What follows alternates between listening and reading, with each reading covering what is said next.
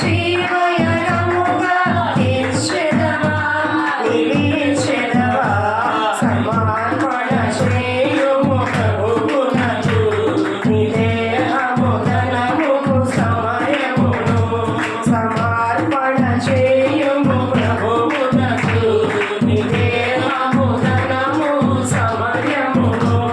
అబ్రామును అడిగెను ప్రభువప్పుడు, ఇస్సాకును అర్పణిమ్మనెను. అబ్రామును అడిగెను ప్రభువప్పుడు, ఇస్సాకును అర్పణిమ్మనెను. నీ బిడ్డల సేవకు ఇచ్చెదవా, నీ బిడ్డల సేవకు ఇచ్చెదవా, ఇచ్చెదవా. సమర్పణ చేయుము ప్రభువునకు, నీ దేహము ధనము సమయమును. హల్లెలూయా. ప్రార్థన చేసుకుందాం. ముందున్న వాక్యం నిమిత్తం అన్నిటిగా ప్రేమించే మా ప్రియ పరలోకపు తండ్రి, అయ్యా ఇప్పటి వరకు పాటలు ఆరాధనలో మీరు ఉన్నారు, స్తోత్రం. ఎంతమంది కానుకల్లో ఉన్నారు, మీకు స్తోత్రం. ఇచ్చిన బిడ్డల జీవితంలో కష్టాలు చేత దీవించి ఆశీర్వదించండి, ప్రతిఫలం నిండాలుగా దయచేయం. ముందున్న వాక్యాన్ని మీకు అప్పగించుకుంటూ నాతో మాతో మీరు మాట్లాడమని, వచ్చిన బిడ్డల జీవితాల్లో నీ ఆశ్చర్య అద్భుత కార్యం జరిగించమని యేసు నామమున తండ్రి, ఆమేన్. హల్లెలూయా. కూర్చుందాం. ఆది కాండము 1వ అధ్యాయము 4వ వచనం. ఆది కాండం 1వ అధ్యాయం ఒక నిమిషం 3 చదవమ్మా. దేవుడు వెలుగు కమ్మని పలుపుగా వెలుగు కలిగెను, వెలుగు మంచినట్టు దేవుడు చూచెను. రెండవది 10వ వచనం. నేను ఇప్పుడు చెప్తాను.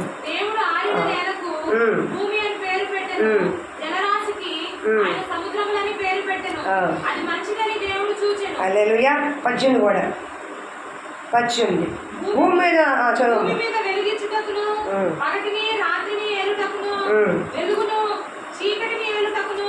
దేవుడు ఆకాశ విశాలమందు వాటిని ఉంచెను, అది మంచిదని దేవుడు చూచెను. 21 కూడా 21 చివర. దాని జాతి ప్రకారం రెక్కల ప్రకాశం సృజించను, అది మంచిదని దేవుడు చూశాను. 25లో కూడా చివరి భాగం ఉంది.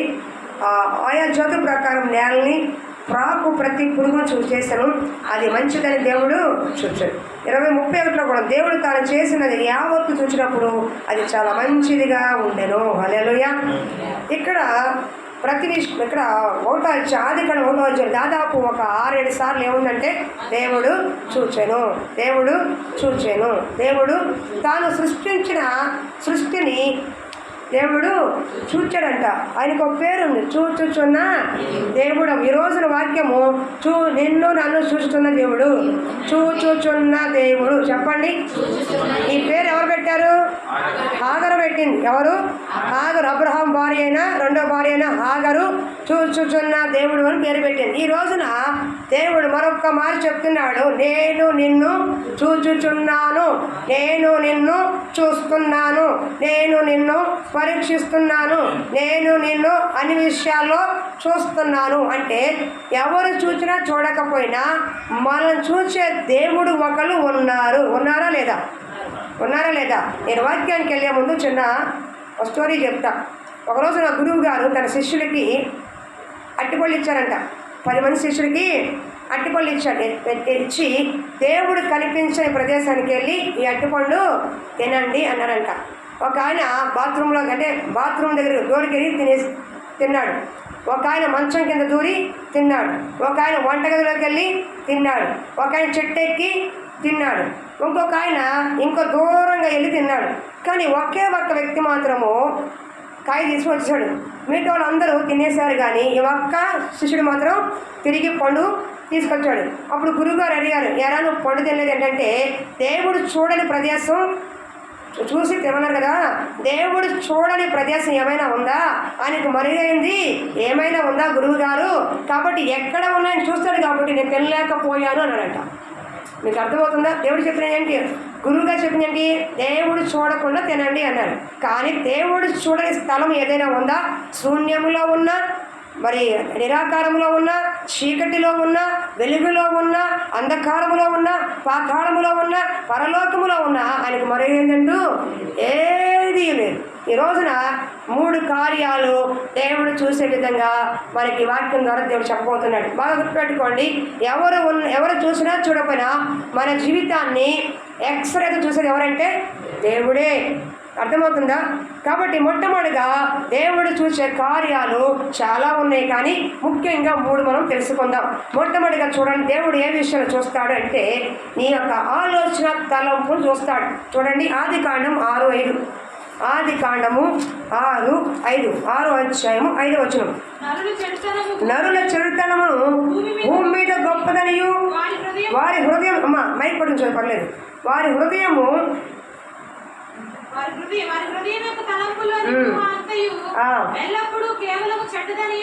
హల్లెలూయా, వారి యొక్క హృదయం తలంపులు ఎల్లప్పుడూ కేవలము చెడ్డదని యెహోవా చూచి. మొట్టమొదటిగా మన యొక్క తలంపులు చూస్తాడు. అక్కడ భూమి మీద ఉన్న నరులు లోకమంతా చెడిపోయి ఉంది, వాళ్ళ ఆలోచన చెడిపోయి ఉన్నాయి. ఒక్క నోవాహు తప్ప ఎవరు కూడా అక్కడ నీతిగా లేరు. కానీ ఇక్కడ దేవుడు నరుల యొక్క చెడ్డ ఆలోచన తలంపులు అంటే ఆలోచనలు, అంటే నువ్వు మంచి ఆలోచించినా దేవుడు చూస్తాడు, చెడ్డ ఆలోచన కూడా దేవుడు చూస్తాడు, మరుగై ఉన్న ఆలోచన చూస్తాడు. మనసులో నువ్వు బయటికి అనకపోయినా మనసులోనే నువ్వు అనుకుని చేసే ఆలోచన కూడా దేవుడికి తెలుసు. అంటే మన తలంపులు, మన ఆలోచన, మన పుట్టక మునిపే దేవుడికి తెలుసంట. మన తలంపులకి ఆయన తలంపులకి భూమి ఆకాశంకున్న అంత వ్యత్యాసం ఉందంట. అర్థమవుతుందా? మొట్టమొదటిగా నరుల యొక్క చెడ్డ ఆలోచన దేవుడు ఎరిగి ఉన్నాడు. బాగా జ్ఞాపకం చేసుకోండి. మీ ఇంట్లో కానీ, మీ ఇరుగు పొరుగు వారితో కానీ, మీ బంధువుల దగ్గర కానీ, ఎక్కడ ఎవరితో అయినా సరే మీరు వాళ్ళతో మాట్లాడాల్సిన అవసరం లేదు.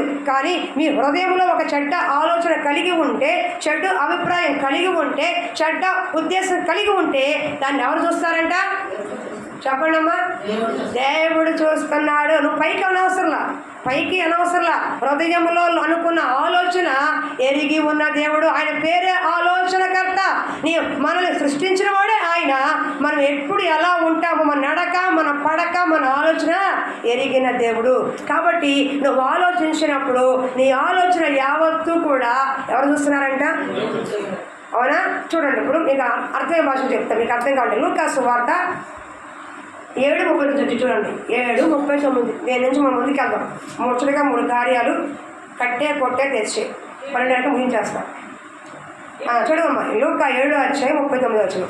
ఆయనను పిలిచిన పరిసయ్యుడు అది చూచి, ఈయన ప్రవక్త అయిన యెడల నన్ను ముట్టుకొనిన ఈ స్త్రీ ఎవరియో ఎటువంటిదో ఎరిగి ఉండుము, ఇది పాపాత్మురాలు అని తనలో తాను అనుకోని. హల్లెలూయా.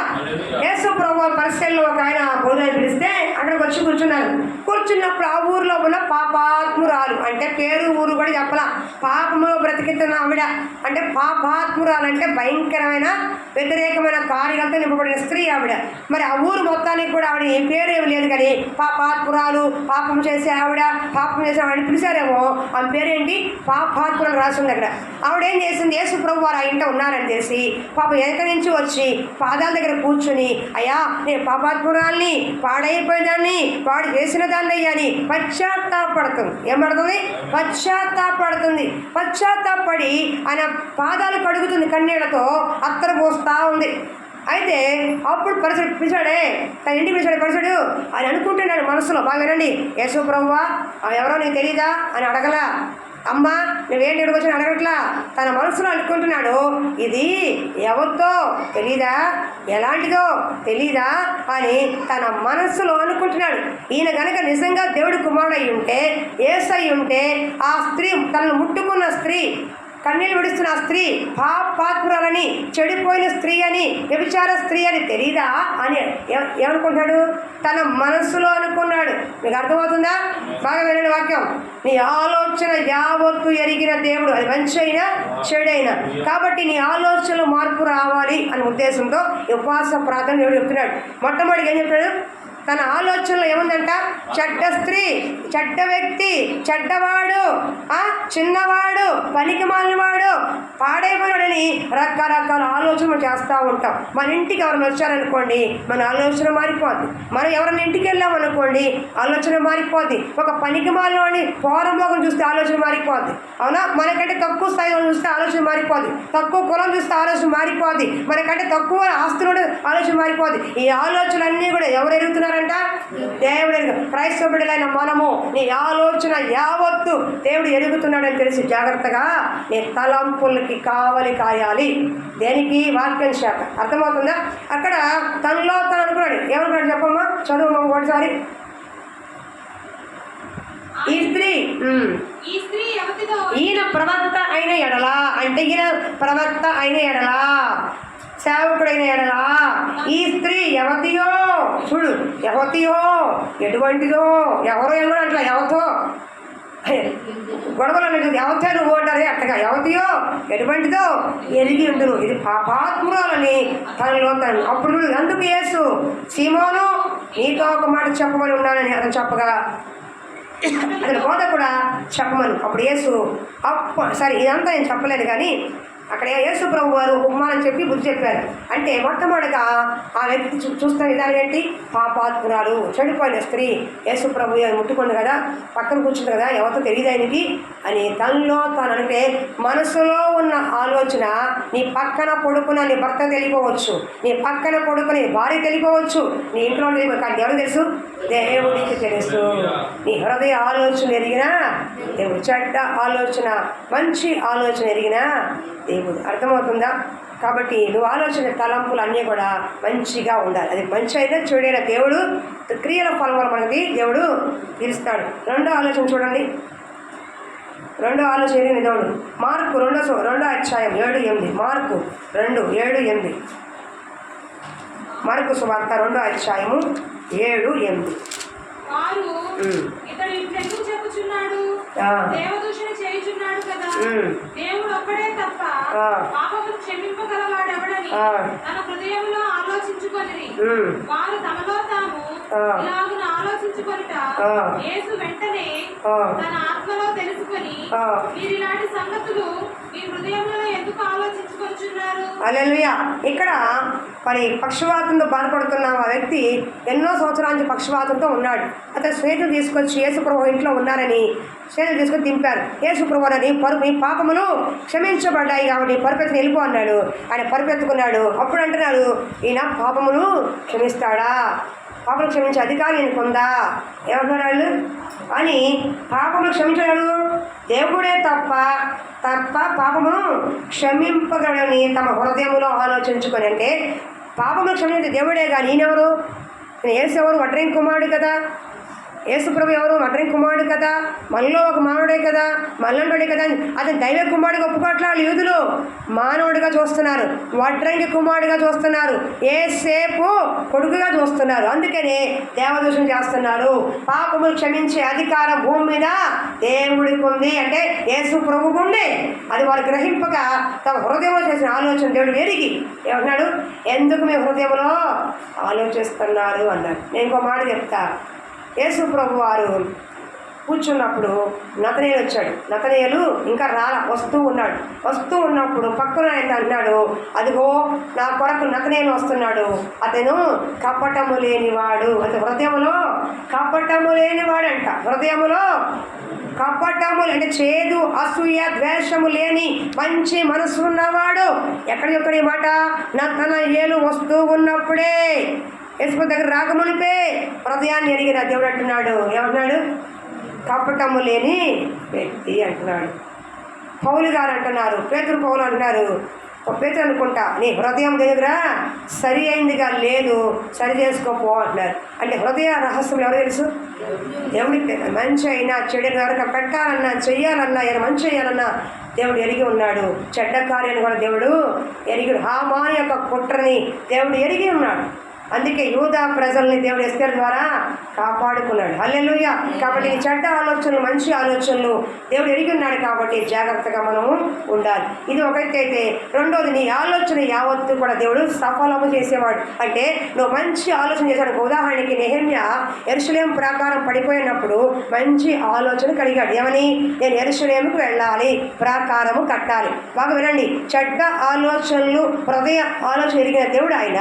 రెండోది, మంచి ఆలోచన చేసి ఉంటే దాన్ని సఫలం చేసాడు కూడా దేవుడే. నీ ఆలోచన చేత నన్ను నడిపించుచున్నావు.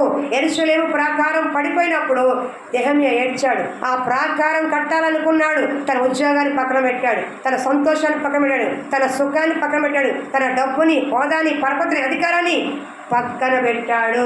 ఒకటితో గుర్తుపెట్టుకోండి, దేవుడు పని చెయ్యాలంటే కొన్ని నష్టపోవాలి, కొన్ని త్యాగము చెయ్యాలి. ఏది రాదు, వృత్తిగా ఏమి రాదు. దేవుడి యొక్క కృప, దేవుడి యొక్క సన్నిధి మనకు తోడుగా రాదు.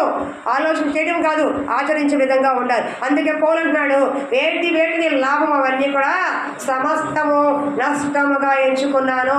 దేవుడు కొరకు ఏవేవి నీకు లోకములు ఏవి లాభకరముగా ఉంటాయో దేవుడి నిమిత్తం చేయాలంట నష్టముగా ఎంచుకున్నప్పుడు అది నీకు ఉపయోగకరంగా ఉంటుంది.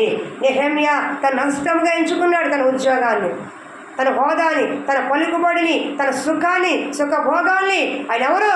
రాజుగారికి గిన్నెని అందించే ఉద్యోగం అయింది. అన్న దేశ రాజుకి గిన్నె అందించేవాడు అన్నాడు. అంటే ద్రాక్ష రసము ఇచ్చేవాడు. మంచి పోస్టు, రాజుగారి పక్కనే పోస్టు. ఎంత అంటే అంత, అని చెప్తే అంత. అలాంటి పోస్టుని దేవుడు ఏం చేశాడు? నెహెమ్యా పక్కన పెట్టి నేను యెరూషలేముకి వెళ్ళాలి, ప్రాకారం పడిపోయి నేను కట్టాలి అని పూనుకున్నాడు. దేవుడు అతని ఆలోచన యావత్తు సఫలపరిచి నెహెమ్యా వెళ్ళటానికి సెలవిచ్చాడు రాజు. వినండి, సెలవిచ్చాడు. ఉదాహరణకి కొన్ని నెలలు వెళ్ళిపోతాను, ఉద్యోగం పోతా లేదా? ఉద్యోగం పోతుందా లేదా? కొన్ని నెలలు వెళ్ళిపోతాను, నేను ఒక 6 నెలలకు వస్తాను, నాకు ఉద్యోగం వస్తా ఉండదు, బూస్టింగ్ చేస్తాను. అవునా కదా? సరైన కారణం లేకుండా ఏదో అనారోగ్యంగా ఉండి, ప్రెగ్నెన్సీగా ఉండి, అలాంటి ఏమైనా ఉండి ప్రభుత్వం వారు ఏమైనా ఒక 3 నెలలు 4 నెలలు ఇస్తారేమో. కానీ ఆ కారణంగా మేము ఊరు వెళ్తున్నాము, షికారికి వెళ్తున్నాము, చర్చికి వెళ్తున్నాము, ఒక 6 నెలలు ఇవ్వండి అంటే ఎవరెవరు ఇస్తారమ్మా? కానీ నెహెమ్యా అడిగినప్పుడు దేవుడు కృపను బట్టి రాజుగారు ఎన్ని రోజులు ఉంటావంటే ఇన్ని రోజులు ఉంటానన్నాడు. వెళ్ళు అన్నాడు. ఒకటి. రెండోది, ఎక్కడ ఏం వెళ్తావంటే ఏం కావాలంటే కలప కావాలన్నాడు. అంటే రాయి, రప్ప, కలప, కడతానికి కలప, అదే చెక్క అనుకోండి. కలప ఏమన్నారు? కలపని చెక్కనే, చెక్క ముక్కలు, ఆ దొంగలు ఏదో మొత్తానికి కడతాకి కావాలన్నాడు. తీసుకెళ్ళిపో అన్నాడు. తాకి తీసుకెళ్ళి అంటే నీకు ఏమి కావాలో నెహెమ్యా తీసుకెళ్ళు, నేను ఆమోదించిన మొదలెక్కడ అన్నాడు. అంతే. అంటే మంచి ఆలోచన నువ్వు కలిగి ఉన్నప్పుడు, ఇతరుల క్షేమం కోరుకున్నప్పుడు, నీ కుటుంబ క్షేమం కోరుకున్నప్పుడు, నీ కుటుంబం కంటే బయట వారికి క్షేమం కోరుకున్నప్పుడు నీ ఆలోచన యావత్తు దేవుడు సఫలపరుస్తాడు. అర్థమవుతుందా? మంచి ఎందుకని సేవకులు బాగుంటారు తెలుసా? మాకంటే కూడా మాకు ఆస్తిపాస్తులు లేవు, కానీ మీరు బాగుండాలని కోరుకుంటాం. మాకేమి ఆరోగ్యాలు సరిగ్గా లేవు, కానీ మీ ఆరోగ్యం బాగుండాలని కోరుకుంటాం. మాకు ఇళ్ళు వాకిలు సరిగ్గా లేవు, ఏమీ లేవు, కానీ మీ ఇళ్ళు వాకిలు బాగుండాలని కోరుకుంటాం. అందుకని సేవకులు దీవించబడతారు. సేవకుల యొక్క ఆలోచన, నోటి మాట అవునని ఆమెనని జరిగి తీరుతుంది. మంచి కోరుకుంటారు కాబట్టి, తప్పు చేస్తే తుప్పు రేపడతారు కాబట్టి, మొహమాట లేకుండా. అర్థమవుతుందా? అలాగే నువ్వేం చేయాలి? నీ బంధువుల యొక్క మంచి కోరుకోవాలి, సంఘ క్షేమం యొక్క మంచి కోరుకోవాలి, సేవ యొక్క క్షేమము కోరుకోవాలి. ఏ ఆలోచన చేస్తావో ఆ ఆలోచన దేవుడు కార్యం చేయాలంటే, సఫలము చేయాలంటే దేని యొక్క ఆలోచన దేవుడికి అంగీకారముగా ఉండాలి. హల్లెలూయా, హల్లెలూయా. అర్థమవుతుందా? దావీదు అన్నాడు, అయ్యా నేను మంచి గుడారంలో ఉన్నాను, దేవదారు మొదలు పెట్టినా ఇంట్లో ఉన్నాను, కానీ గుడారం దేవుని యొక్క మందిరము ప్రత్యక్ష గుడారంలో ఉంది. మనసం గుడి కట్టిస్తానయ్యా దేవుడికి అన్నాడు. అరే బాబు, నువ్వు వద్దా చేసేది రక్తం వలికించావు, నువ్వు కాదు కానీ నీ పొడుగుతో కట్టించుకుంటానని అన్నాడు. అంటే సొలొమోను ద్వారా దేవుడు మందిరాన్ని కట్టించుకున్నాడు. సొలొమోను యొక్క ఆలోచన యావత్తు దావీదు అంటే నాకు ఆ మాట చాలా ఇష్టం. దావీదు చెప్పాడు, నాయనా సొలొమోను, నువ్వు ఏ పని పూనుకున్నా, ఎక్కడికెళ్ళినా దేవుడు నీకు తోడై ఉంటాడయ్యా. కానీ దేవుడి యొక్క ఆలోచన చెప్పనా నడుచుకో అన్నప్పుడు ఆయన చెబుతాడు దావీదు. కానీ సొలొమోను ఆ మాటలు పట్టుకొని ప్రతిదీ దేవుని యొక్క ప్రార్థన చేత, ఆలోచన చేత నడిపిస్తున్నప్పుడు ఒక సుందరమైన దేవాలయాన్ని దేవుడు కట్టించుకున్నాడు సొలొమోను ద్వారా. అర్థమవుతుందా? నీ ఆలోచన చెడ్డదైతే ఒకలాగా ఉంటుంది, మంచిదైతే ఒకలా. ఒకవేళ నీ ఉద్దేశం మంచిది కావచ్చు, నీ ఆలోచన మంచిది కావచ్చు, కానీ అది అవతల అపార్థం చేసుకోవచ్చు ఒకసారి. అయినప్పుడు కూడా నీ ఆలోచన మంచిదైనప్పుడు నిశ్చయముగా దేవుడు నీ పట్ల కృప కనికరం చూపించి నీ ఆలోచన యావత్తు సఫలపరుస్తాడు. నాకు మంచి ఉద్యోగం వస్తే మా అమ్మ మా నాన్ని చూసుకుంటాను అనుకుంటారు కొంతమంది. అనుకోరా? మంచి ఆలోచన దేవుడు చేస్తాడు. స్వార్థంగా ఉండకూడదు, కానీ పెంచి వెళ్ళిపోయిన తర్వాత పిల్లలు స్వార్థంగా ఆలోచించకూడదు. నేను ఒక మాట చెప్పానండి, దేవుడు పాత నిబంధనలో తల్లిదండ్రులకి తిరుగుబాటు చెయ్యకూడదని చెప్పాడు. ఎందుకని?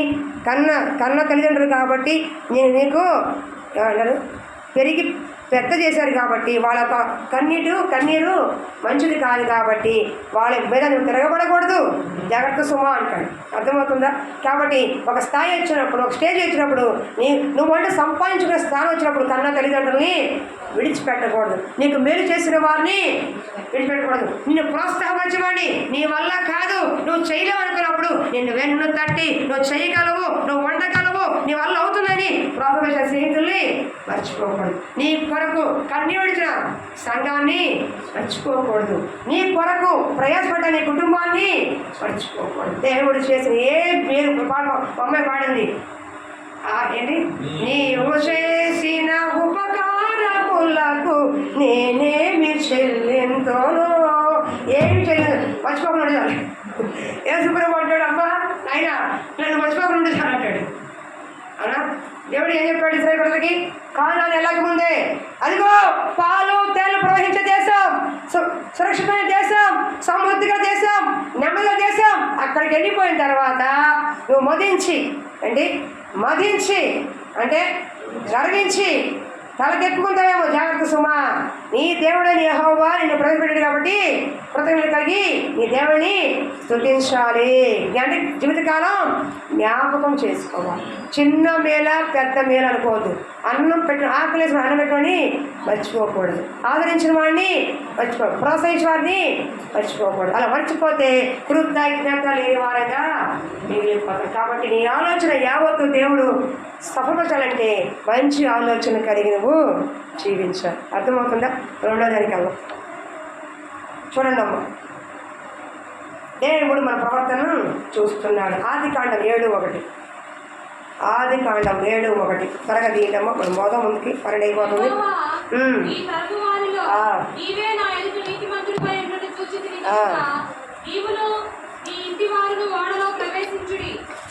హల్లెలూయా.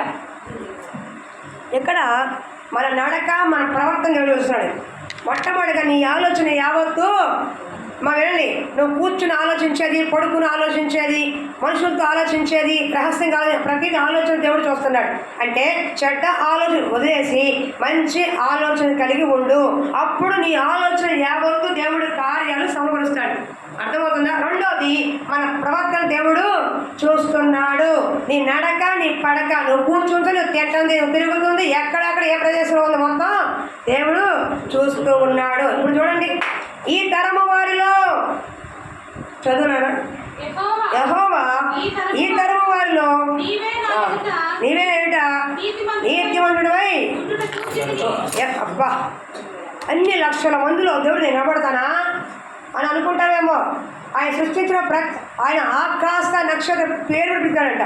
కొన్ని కోట్ల నక్షత్రాలకి పేరు బట్టి పిలిచాడంట. అలాంటిది నేను తన స్వరూపంలో సృష్టించిన దేవుడు నువ్వు ఎక్కడికి వెళ్తున్నావో, ఎక్కడ కూర్చుంటున్నావో, ఎక్కడ తిరుగుతున్నావో, ఎక్కడ ఎలా ఉన్నావు చూడ మన ప్రవర్తన దేవుడు చూసే దేవుడు అయి ఉన్నాడు. అక్కడ అన్ని లక్షలు ఉన్నారు కదా, అప్పుడు అంటున్నాడు అన్ని లక్షల మందిలో కూడా ఈ తరం వారిలో, ఈ జనాభాలో నోవాహు నువ్వే నీతిమంతుడిగా ఉన్నావయ్యా అని చెప్తాడు. పడితే అప్పట్లో సంఘంలో కొన్ని వేల మంది ఉంటారు, కానీ సేవకుల దృష్టికి 10 మంది కనపడతారు. తెలుసా మీకు? కొన్ని వేల మంది ఉన్న సంఘంలో 10 మందో 20 మంది కనపడతారు. కొన్ని 100 మంది ఉన్న సంఘంలో తక్కువ కనపడతారు. ఎందుకని? వాళ్ళ ప్రవర్తన బట్టి, ఇచ్చే కానుకను బట్టి కాదు, ప్రవర్తన బట్టి, నడవడిని బట్టి, వాళ్ళ ఆత్మీయ జీవితాన్ని బట్టి వాళ్ళ దేవుడు ఎంచుకుంటాడు. అర్థమవుతుందా? నీ దగ్గర ఏమీ లేకపోవచ్చు, ప్రార్థన ఆయుధం కలిగి ఉంటే నేను దేవుడు ఎంచుకుంటాడు. నీ దగ్గర ఆస్తి లేకపోవచ్చు, కానీ పరిచయం చేసే గుణం ఉందనుకోండి, దేవుడు నిన్ను ఎంచుకుంటాడు. నీ దగ్గర ఏ ఒక్క పాట తలంతు ప్రార్థన తలంతు లేదు, కానీ నువ్వు పిలిస్తే నువ్వు వస్తాననుకో, దాన్ని బట్టి దేవుడు నిన్ను ఎంచుకుంటాడు. దేవుడు పరిచయంలో వాడుకోవాలంటే నీలో ఏదో ఒక గుణం చూస్తాడు, చూసి నిన్ను వాడుకుంటాడు. అర్హత లేని వారికి అర్హత ఇచ్చేది దేవుని కృప. అందుకనే ఈ తరము వారిలో నువ్వు నా కొరకు నీతిగా బ్రతికావు. వీళ్ళందరూ భూలోకంలో చెడిపోయి ఉన్నారు, అపవిత్రంగా ఉన్నారు, తాగుతున్నారు, తిరుగుతున్నారు, డ్రగ్స్ తీసుకుంటున్నారు, వాళ్ళు ఇష్టానుసారంగా ఉన్నారయ్యా. కానీ ఈ తరము వారిలో, ఈ ఆర్ఆర్పేట ప్రాంతంలో నీ కుటుంబం నీతిగా ఉంది, నువ్వు నీతిగా ఉన్నావు, నీ పిల్లలు నీతిగా ఉన్నారు అని చెప్పే సాక్ష్యం మనకు కలిగి ఉన్నారు. నీతి అంటే ఏంటి? చెడుని అసహించుకొని నీతిని హత్తుకోవడం, చెడుని పాపాన్ని అసహించుకొని నీతిని హత్తుకోవడం. అప్పుడు నువ్వు ఏ స్థలంలో ఉన్నా, ఏ దేశంలో ఉన్నా, ఏ ప్రాంతంలో ఉన్నా, అక్కడి పొరలో ఉన్నా, ఆఖరికి ఈ నది ఒడ్డున ఉన్న ఇళ్లలో ఉన్నా దేవుడు నిన్ను చూస్తాడు. నువ్వు ఎక్కడున్నా సరే దేవుడు నిన్ను చూస్తాడు. అర్థమవుతుందా? కాబట్టి దేవుడు చూసేది అంటే మన ప్రవర్తనని.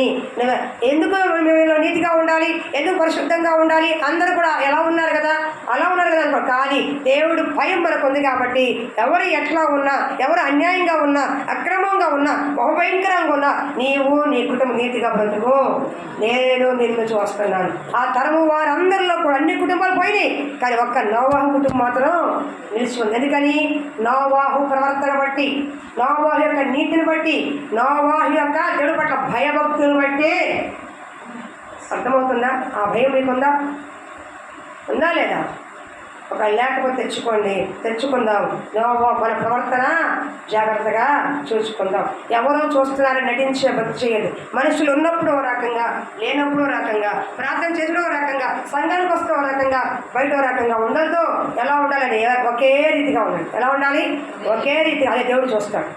నువ్వు ఆర్ఆర్పేటలో ఉన్న ఎలా ఉంటావో బయట ఏ పేట కృష్ణలంకి వెళ్ళినా అలాగే ఉండాలి. ఆర్ఆర్పేట ఎలా ఉంటావో కృష్ణలంకి వెళ్ళినా అలాగే ఉండాలి. ఒకవేళ కృష్ణలం కాదు, ఎక్కడ వెళ్ళినా అలాంటి ప్రవర్తనలో మార్పు రాకూడదు. అంటే ఇక్కడ కలిగిన భయభక్తులు నువ్వు బయటికి వెళ్ళినా, దూరం వెళ్ళినా, విదేశాలకు వెళ్ళినా ఆ భయం పోకూడదు. ఏం పోకూడదు? భయభక్తులు. ఎందుకని? దేవుడు ఇక్కడ ఉన్నాడు, అక్కడ ఉన్నాడు, ఆర్ఆర్పేటలో ఉన్నాడు, అంబాజీపేటలో ఉన్నాడు, అండమాలో కూడా ఉన్నాడు. అవునా? కాబట్టి ఎవరిని బట్టి మన భయం? మనుషుని బట్టి కాదు, చూసేవారిని బట్టి కాదు, దేవుని బట్టి భయభక్తులు కలిగి ఉండాలి. నేను ఈ పని చేస్తే దేవుడు చూస్తున్నాడు, ఇలా చేస్తే దేవుడు వింటున్నాడు, ఇలా మాట్లాడితే వింటాడు. భయం కలిగినప్పుడు ఈ తరము వారిలో నువ్వే నీతిమంతుడిగా ఉన్నావు అన్న సాక్ష్యము దేవుడు నిన్ను బట్టి చెప్తాడు. హల్లెలూయా. ఈ ఆర్ఆర్పేట ఎంత భయంకరంగానే ఉండొచ్చు, ఈ ఆర్ఆర్పేట ప్రాంతంలో నీతిగా మనం బ్రతకాలి, యథార్థంగా బ్రతకాలి, చెడుతనాన్ని అసహించుకొని బ్రతకాలి, చెడ్డ కార్యాలకి దూరంగా బ్రతకాలి. కాబట్టి ఆత్మీయ జీవితంలో అది ఒకటైతే, రెండోది ఆత్మీయ జీవితంలో ప్రార్థనతో, వాక్యముతో, పరిశుభ్ర జీవితంతో ముందుకెళ్ళిపోవాలి. అప్పుడు ఎవరు చూస్తారు? చెప్పండి, ఎవరు చూస్తారు? చెప్పండి. చూడండి అన్నమాట. యోహాను సువార్త 1:47. యోహాను సువార్త 1:47 తీయండమ్మా.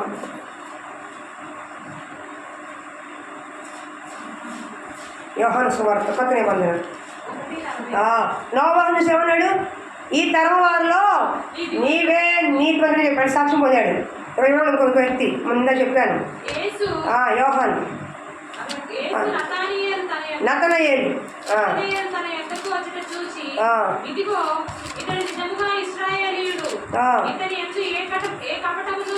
హల్లెలూయా. ఎవరు చెప్పంట? ఇతని యందు ఏ కపటము, ఇది నిజముగా ఇశ్రాయేలుడు, ఇతని యందు ఏ కపటము లేదు. హల్లెలూయా, హల్లెలూయా, హల్లెలూయా. దేవుడికి సాక్ష్యం పొందిన వారు ఈ రోజున నువ్వు నీ కుటుంబంలో పొందుకోలేకపోతున్నావు, సంఘంలో పొందుకోలేకపోతున్నావు, బయట కూడా పొందుకోలేవు. కానీ దేవుడు అంటున్నాడు, నతనయేలు దూరంగా చూసే నతనయేలు ఇశ్రాయేలుడు, ఇతని యందు కపటము లేదు, చేదు లేదు, అసూయ లేదు, వేషము లేదు, మంచి వ్యక్తి అని సాక్ష్యం పొందుతున్నాడు. రెండోది యోబు ఏం చెప్పాడు? యోబు యథార్థవంతుడు, దేని పట్ల భయభక్తి కలిగిన వాడు, చెడుతనాన్ని విసర్జించిన వాడు. సాక్ష్యం పొందుకున్నాడా లేదా? దానియేలు బహుప్రియుడు, దినానికి ముమ్మారు ప్రార్థించిన వాడు. దావీదు నా హృదయానుసారుడు, నా ఆలోచన యావత్తు ఎరిగినవాడు. సాక్ష్యం పొందాడా లేదా? ఈ రోజు నీకు ఎప్పుడైనా గుర్తొస్తుందా? నేను ఎవరి చేత సాక్ష్యం పొందుకుంటున్నానా? నా భర్త నన్ను చూసి సాక్ష్యం చెప్తాడా? నా భార్య నన్ను చూసి సాక్ష్యం చెప్తుందా? ఒక సేవకులు నన్ను సాక్ష్యం చెప్తారా? విశ్వాసులు తోటి విశ్వాసుల గురించి సాక్ష్యం చెప్తారా? నా బంధువులు, నా ఇంటి వారు, నా పుట్టింటి వారు, నా అత్తింటి వారు నా గురించి సాక్ష్యం చెప్తారా? నా ప్రశ్న మీరు వేసుకోకపోతే క్రైస్తవులే కాదు. ఎందుకంటే రేపు పరలోకంలో సాతాను గురించి సాక్ష్యం చెప్పాలి, సంఘం చెప్పాలి, సేవకులు చెప్పాలి, నీ ఇరుగు పొరుగు వారు చెప్పాలి, నీ ఇంటిలో వారు కూడా చెప్పాలి. ఈ 5 సాక్ష్యాలు దేవుడు ఎరిగి ఉండి అప్పుడు కోటు అంటాడు. జాగ్రత్త సుమ. క్రైస్తవుడు అంటే ప్రత్యేకించబడాడు. ఈరోజు క్రైస్తవం అంటే ఎంత చురకలైపోయిందో, ఎంత ఎగతాళైపోయిందో. క్రైస్తవులు అంటే విలువ లేని వరకు. క్రైస్తవుడు అంటే లేచి నిలబడి నమస్కారం పెట్టాల్సిన ఉన్నతమైన స్థానం అయితే మన ప్రవర్తన, మన యొక్క పరిస్థితి ఎగిరిపోయినంత పరిస్థితి వచ్చింది. ఈ రోజున ఒకవేళ అలాంటి పరిస్థితులు మార్చుకోండి. దేవుడు మన ప్రవర్తనని చూస్తున్నాడు. నీ నడత, నీ పడక, సమస్త నీ జీవితాన్ని దేవుడు చూస్తున్నాడు. దేవుడు చేత సాక్ష్యం పొందాలి. నోవాహు ఈ తరంలో నీతిమంతుడని చెప్పాడు. నతనయేలు కపటము లేనివాడని చెప్పాడు. యోబు చెడుతనాన్ని విసర్జించాడు. నీ గురించి, నా గురించి. ఇప్పుడు దేవుడు అంత గొప్పగా మనం చెప్పుకోకపోయినా నీ ఇంట్లో చెప్పాలి, సంఘంలో చెప్పాలి, నీ ఇరుగు పొరుగు వారికి చెప్పాలి. అది చెప్పలేకపోతే పరలోక రాజ్యం స్థానం ఉండదు. అర్థమవుతుందా? కాబట్టి మన ప్రవర్తన దేవుడు చూచే దేవుడై ఉన్నాడు. మన జీవితాన్ని, నీ జీవితాన్ని చూచే దేవుడై చూసాడా లేదా? నా ఆలోచన చూస్తున్నాడు దేవుడు, నా ప్రవర్తన కూడా దేవుడు చూస్తున్నాడు. దేవుడు మాత్రమే కాదు, ఇరుగు పొరుగు వారు అందరూ చూస్తున్నారు. ఇక్కడ జాగ్రత్తగా ఉండే దేవుడి నామాన్ని ఉపవాస ప్రార్థనలో, ఉపవాస ప్రార్థన అంటే అద్భుతాలు కాదండి. ఉపవాస ప్రార్థన అంటే ఆశీర్వాదం కాదు. మనం మార్చుకునే ఒక ప్రక్రియ. పశ్చాత్తాపంతో, విరిగి నడిగిన హృదయంతో లోటుపాట్లు సరి చేసుకుని, లోపాన్ని సరి చేసుకుని ఉపవాస ప్రార్థన. ఇప్పటికైనా మీరు నా వైపు తిరగండి అన్నాడు. మెడలు తినేసిన దాన్ని, పసర పురుగు తినేసిన దాన్ని మీరు మళ్ళా పంటను వేసిన పంటను ఎన్ని సంవత్సరాలు తినే పంటను మరలా ఇస్తాం. ఎప్పుడు మీరు దేంటట్టు సంపూర్ణంగా తిరిగినప్పుడు, మీ ప్రవర్తన దిద్దుకున్నప్పుడు, మందిరంలోకి వచ్చిన ప్రవర్తనని జాగ్రత్తగా చూసుకో, మీ కుటుంబంలో ప్రవర్తనని జాగ్రత్తగా చూసుకో అని దేవుడు చెప్తున్నాడు. మీ ఆత్మీయ జీవితంలో మీ ప్రవర్తన జాగ్రత్తగా చూసు. ఎందుకంటే చూచుచుందా దేవుడైనా నువ్వు కూర్చుంది, నుంచుంది, మాట్లాడుతుంది, తింటుంది, తాగుతుంది, నీ సంసారం, నీ స్థితి, ప్రతి పరిస్థితి దేవుడు చూస్తున్నా. ఎవరు చూసుకొచ్చిన నేను పరీక్షిస్తున్నాను. నా ఇంట్లో ఎలా ఉంటానో నేను ఎట్లా ఉండాలి, నేను ఇంటికైనా అలా ఉండాలి. అర్థమవుతుందా? కాబట్టి మొట్టమొదటిగా మన ఆలోచన యావత్తు చూచుచున్నాడు. రెండోది మన ప్రవర్తనని, మన జీవితాన్ని దేవుడు చూస్తున్నాడు. మొరగైందంటే ఏమీ లేదు. మూడోది మన బాధని, మన దుఃఖాన్ని, మన వ్యాధిని చూస్తున్నాడు. చూడండి, అది కూడా నిర్గమాకాండం 3:7. నిర్గమాకాండం 3:7. మరియు యెహోవా ఇట్లనెను, నేను ఐగుప్తులోనున్న నా ప్రజల బాధను నిశ్చయముగా చూచితిని. చాలమ్మా, నిశ్చయముగా తప్పకుండా చూశానయ్యా. రా పట్టాడు. ఎవరి బాధలు ఏంటమ్మా? ఇశ్రాయేలు. చెప్పండి, ఎవరి బాధని అంటే మీ బాధ కదా, నా బాధని చెప్పాలి. ఏం చెప్పాలి? అక్కడ ఇశ్రాయేలీలే, అక్కడ ఇశ్రాయేల్ బాధలు చూసిన దేవుడు నీ బాధలు కూడా చూస్తున్నాడు. అర్థమవుతుందా? నువ్వు ఏం బాధపడుతున్నావో, ఏం కష్టపడుతున్నావో, ఏం వేదన పడుతున్నావో, ఏ కన్నీరు విడుస్తున్నావో దేవుడు చూస్తున్నాడు. ఇశ్రాయేలు బాధను నిశ్చయముగా చూచితిని. ఈరోజు నువ్వు పడుతున్న ప్రతి బాధను దేవుడు నిశ్చయముగా చూస్తున్నాడు. హల్లెలూయా. చూసి వదిలేస్తాడు దేవుడు, విడిపిస్తాడు. చూచిన దేవుడు విడిపిస్తాడు. ఇశ్రాయేలు ప్రజల్ని ఎలా విడిపించాడో, బాధల్లో నుంచి, బానిసత్వ బ్రతుకులో నుంచి, కష్టములో నుంచి, నష్టములో నుంచి ఎలా విడిపించాడో ఈ దినాన్న నీ బాధను చూసినప్పుడు నిన్ను కూడా విడిపిస్తాడు. అర్థమవుతుందా? ఆయన చూచుచున్న దేవుడు. మనుషులు ఉదాహరణకి ఎవరు పడిపోయారు అనుకోండి, దెబ్బ చూసి వెళ్ళిపోతారు. కొంతమంది యాక్సిడెంట్ అయితే ఏం చేస్తారు, అమ్మ మనకెందుకని పడిపోయినా సరే చూసి వెళ్ళిపోతారు. మొన్న ఒక అబ్బాయి యాక్సిడెంట్ అయింది, తలకాయ పెళ్ళి రక్తం వచ్చేస్తుంది. వాళ్ళ అమ్మ ఏడుస్తుంది, అయ్యా హాస్పిటల్ తీసుకెళ్ళాలి, ఎత్తండి అయ్యా, లేపండి అయ్యా అంటే చుట్టుపక్కల ఫోన్ తీసి సెల్ఫీ చేస్తున్నారు కానీ, అంటే ఏమంటారు వీడియో చేస్తున్నారు కానీ ఒక్కరు కూడా సహాయం చేయాల. ఆ రక్తములో కొట్టుకుని అక్కడే చనిపోయాడు. ఆ తల్లికి ఎంత బాధేసింది అంటే మానవత్వం చచ్చిపోతుంది. కుక్కలకి నక్కల్ని కూడా తీసుకెళ్తారు హాస్పిటల్కి, మనుషులు మాత్రం వదిలేస్తున్నారు. అర్థమవుతుందా? అది చూసినప్పుడు నిజంగా నాకు చాలా బాధ వేసింది. రోజు రోజుకి మానవత్వం చచ్చిపోతుంది, స్వార్థం పెరిగిపోతుంది. నేను బాగుంటే చాలు, నా కుటుంబం బాగుంటే చాలు, ఎవడు ఏమైనా పర్వాలేదు, మనకెందుకులే అన్న స్వార్థాలు పెరుగుతున్నాయి ఈ రోజుల్లో. నీ బాధని దేవుడు చూస్తున్నాడు. ఒకవేళ నీ బాధ పట్టించుకోకుండా నీ ఇంటి వారు ఉండొచ్చు, నీ బాధ పట్టించుకుని నీ పిల్లలు ఉండొచ్చు, నీ బాధ చూడకుండా నీ ఇరుగు పొరుగు వారు వెళ్ళిపోవచ్చు, నీ బాధ పట్టించుకొని మీ ఇంట్లో వాళ్ళు ఉండొచ్చు, కానీ దేవుడు నిశ్చయముగా నీ బాధ చూసే దేవుడు అయినా నీ బాధని చూస్తున్నాడు. దేవుడు అది దాటిపోయే దేవుడు కాదు. గుడ్డివాడైన భర్తమై దావీదు కుమారుడా నడుస్తున్నాడు. తన బాధ ఏంటి? నేను గుడ్డివాడిని, చూపు లేని వాడిని, ఎవరిని చూడలేను. ఇప్పుడు యేసు ప్రభు దాటిపోతే, నాకు దూరంగా వెళ్ళిపోతే జీవితకాలం ఈ బాధని ఇలాగే భరించాలి, జీవితకాలం ఈ గుడ్డితనాన్ని ఇలాగే ఉంచుకోవాలని చెప్పి తన బాధ ఎంతగా ఉందో దావీదు కుమారుడా అని అరుస్తూ ఉన్నప్పుడు యేసు ప్రభు చూచారు.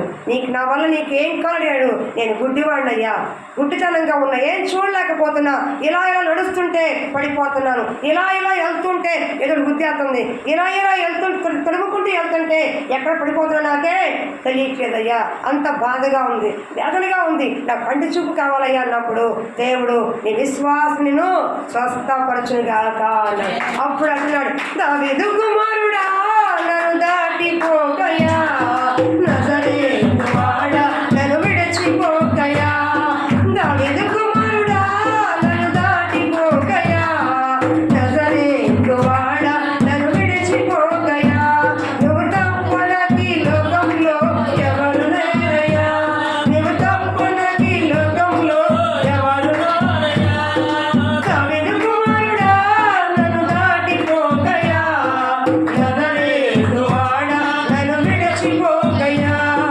దావీదు కుమారుడా నన్ను దాటిపోకయ్యా, నజరేతు వాడా నన్ను విడిచిపోకయ్యా, నజరేతు వాడా నన్ను విడిచిపోకయ్యా. ఐగుప్తు బానిసత్తులు మగ్గిపోతున్న ఇశ్రాయేలు బాధను చూచిన దేవుడు ఎన్నేళ్ళ నుంచి బాధపడుతున్న నీ బాధని, ఎన్నో సంవత్సరాలు పడుతున్న ఆ మగ్గిపోతున్న బాధని విడిపించడానికి దిగి వచ్చాడు దేవుడు. అనారోగ్యంతో, స్వస్థత లేకుండా, అనేక మందులతో బాధపడుతున్న నీ అనారోగ్య పరిస్థితి ఆరోగ్యం ఇవ్వడానికి దేవుడు దిగి వచ్చాడు. హల్లెలూయా. అస్తవ్యస్తంగా ఉన్న నీ కుటుంబాన్ని ఒక క్రమశిక్షపడడానికి దేవుడు దిగి వచ్చాడు. ఏ విషయంలో బాధపడుతున్నావు? హాగరంది సృష్టిన దేవుడు నీవే, హాగర పెట్టింది చూచుచున్న దేవుడవు నీవే. అబ్రహామును యెహోవా ఈరే, ఆయనే చూసుకున్నాడు. హాగరు వెళ్ళిపోతుంది, బాగానండి. హాగర్ ఏం చేశాడు? శారమ్మ దగ్గర నుంచి వెళ్ళిపోతుంది. హాగర్ పంపించేస్తున్నాడు. శారమ్మ వంతు పంపించే ఉంది. శారమ్మే హాగరం కావాలనుకుంది, అబ్రహాముతో పెళ్లి చేసింది. పిల్లోడి కన్నాక ఆ పిల్లోడికి ఈ పిల్లడికి గొడవ వస్తే పంపించేస్తుంది. అంటే ఒక తిత్తిచ్చి, కొంచెం నీళ్ళు ఇచ్చి, రొట్టె ముక్కిచ్చి, ఏమీ లేకుండా హాగర్ని కొడుకుని తోలేశాడు. ఎవరో? అబ్రహాం. అలాంటి హాగరు నీళ్ళు లేకపోయినా ఆ బిడ్డను చూసి ఏడుస్తున్నప్పుడు, బాధపడుతున్నప్పుడు ఆకాశంలో దేవుడు తన బాధను చూసి నీళ్ళు ఊటను పుట్టించి అక్కడ తన బాధని తీర్చాడు. అంటే ఎవరు లేక అనాదిగా ఉన్న హాగరు అవసరానికి వాడుకుంది శారమ్మ, అవసరానికి వాడుకున్నాడు అబ్రహాము. కానీ ఏడు వద్దని పంపిస్తారు. అనాదిగా తిరుగుతున్న హాగరు, అవాగ్యులైన హాగరుని దేవుడు చూచాడు. మోసం చేయటం తప్పు, మోసపోవడం తప్పు కాదు. అర్థమవుతుందా? లోకంలో మోసం చేయడం తప్పు. హాగరు అడగలా నేను భార్యను అవుతానని, కానీ శారమ్మ తీసుకుంది. శారమే తీసుకుంది. అబ్రహాం వచ్చిన తేరగానే వాడేసుకున్నాడు. కానీ ఇప్పుడు ఒంటరిగా అనాథగా వదిలేశాడు హాగరు. కానీ తను పడుతున్న ఆ బాధ, విడబడిన స్థితిని, అనాథగా ఉన్న పరిస్థితిని దేవుడు చూశాడు. హాగరు, నీకు నేను తోడున్నాను, నీ బిడ్డకి స్వాస్థ్యం ఇస్తాను, నీ బిడ్డని గొప్ప రాజుని చేస్తాను, నీ గర్భవాసన 12 మంది రాజులు వస్తారని చెప్పి బహుగా ఆస్వాదించాడు ఇష్మాయేలు సంతానం, వారి అభిషేకులు. అంటే ఒక అనాథగా, అభాగ్యంగా, విడబడిన స్థితిలో, దిక్కులేని స్థితిలో, మోసమైన స్థితిలో ఉన్న హాగర్ని మనుషులు ఎవరు చూడాల, ఎవరు పట్టించుకోవాలా. కానీ దేవుడే హాగర్ కోసం దిగొచ్చాడు. ఏ మనిషిని పంపలా, ఏ దూత పంపలా, దేవుడే దిగొచ్చాడు హాగర్ కోసం. హాగరు, నీకేమొచ్చింది అన్నాడు. ఒంటరిగా ఉన్నావా, బాధల్లో ఉన్నావా, దుఃఖములో ఉన్నావా, అందరూ ఉన్న అనాథగా ఉన్నావా, భయపడమాక, నీ కొరకు దేవుడే దిగొస్తాడు. నా కొరకు వచ్చాడు దేవుడు. అర్థమవుతుందా? సేవ అనుకున్నాం, సేవలో కొంచెం రావటం పోవటం ఇదే సరిపోయింది. అవసరానికి ఒక మాట, అవసరం తెలియని ఒక మాట అయిపోయింది. కానీ దేవుడు ఎక్కడా కూడా విడవబడిన స్థితిలో లేకుండా దేవుడు కొంతమంది ఉపయోగపడే స్థానాన్ని దేవుడు మనకి ఇచ్చాడు. నా కోసం దేవుడు దిగొచ్చాడు. నా బాధను దేవుడు చూచి ఉన్నాడు, నీ బాధను దేవుడు చూస్తున్నాడు. ఎప్పుడైతే బాధను చూశాడో దాన్ని తీరుస్తాడు. ఎప్పుడైతే దుఃఖంగా ఉన్నావో దాన్ని తుడుస్తాడు. ప్రతి బాష్ప బిందువు తుడిచివేయబడుతుంది. హల్లెలూయా. నువ్వు కన్నీరు చూచిదని అన్నాడు దేవుడు. నువ్వు బాధపడుతుంది, వేదన పడుతుంది, దుఃఖపడుతుంది, నీ భర్తకి భార్యకి తెలియకుండా ఏడుస్తున్న తిండి తెలుస్తున్న చీక కన్నీరు కూడా దేవుడు చూస్తా ఉన్నాడు. ఎక్కి ఏడిస్తే పక్కనున్న భర్త ఏమ్మా ఏడుస్తున్నావు అంటాడేమో. ఎక్కి ఏడిస్తే భార్య బాధపడుతుందేమో అని లోపల దిగమించిన ఆ దుఃఖకరమైన బాధ, మానసికమైన బాధ, చెప్పుకోలేని బాధ దేవుడు చూసి ఉన్నాడు. దిగి వచ్చి అందుకని విడిపించడానికి నిన్ను ఆ బాధలో నుంచి, ఆ దుఃఖములో నుంచి, భయంకర పరిస్థితి విడిపించే దేవుడు వచ్చి ఉన్నాడు. హల్లెలూయా, హల్లెలూయా. నీ బాధని చూసే దేవుడు, చూసి వెళ్ళిపోయాడు కాదు, తప్పకుండా పరిష్కారం చూసే దేవుడు ఆయన. ఏ రోజు మొదలుకొని నీ బాధలో దేవుడు పరిష్కారం చూపును గాక. విడుస్తున్న కన్నీరికి దేవుడు పరిష్కారం చూపును గాక. ఎక్కడ ఒంటరిగా ఉన్నావో, అందరూ ఉన్న అనాథగా ఉన్నావో, అక్కడ దేవుడు నీ కొరకు దిగి వచ్చి నీ కావాల్సిన ప్రతి యావత్తు సకలము సర్వము దేవుడు చూచుకొను గాక. హల్లెలూయా, హల్లెలూయా. కాబట్టి 3 కార్యాలు జ్ఞాపకం చేసుకోండి. ఆయన అన్యాసం కాదు, చూచుచున్న దేవుడు. ఎవరైనా చూచుచున్న దేవుడు అయ్యా, నన్ను చూసినాము. చూచుచున్న దేవుడు అయ్యా, నన్ను చూసినాము. నీ పేరు ఏమిటో తెలియదయ్యా, నీ పేరు ఏమిటో తెలియదయ్యా, నా పేరుతో నన్ను పిలిచావయ్యా, నా పేరుతో నన్ను పిలిచావయ్యా. చూచుచున్న దేవుడవయ్యా, నన్ను చూచినావు.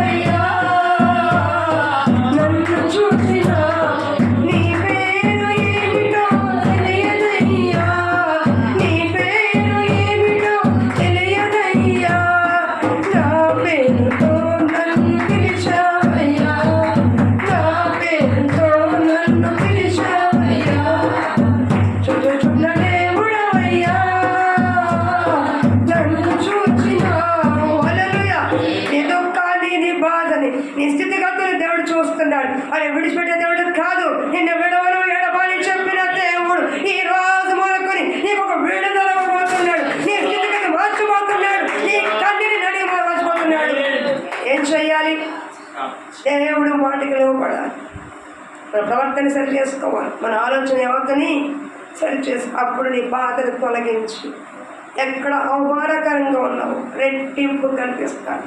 అయిన వారు ప్రేమించిన వారు విడిచిపెట్టిన నిన్ను విడవను ఎడబని చెప్పిన దేవుడు విడవలేదు. ఒక జనాంగంగా చేశాడు దేవుడు. నిన్ను కూడా అనేక జాతుల వారికి ఆశీర్వదకరంగా మారుస్తాడు. చెప్పండి, చూచుచున్న దేవుడు అయ్యా. చెప్పండి, విశ్వాసం చెప్పండి. మౌనంగా ఉన్న దేవుడు కూడా చెప్పండి. ప్రార్థన చేసుకోండి, చూచుచున్న దేవుడు అయ్యా. నన్ను చూస్తున్నావు, నన్ను చూసి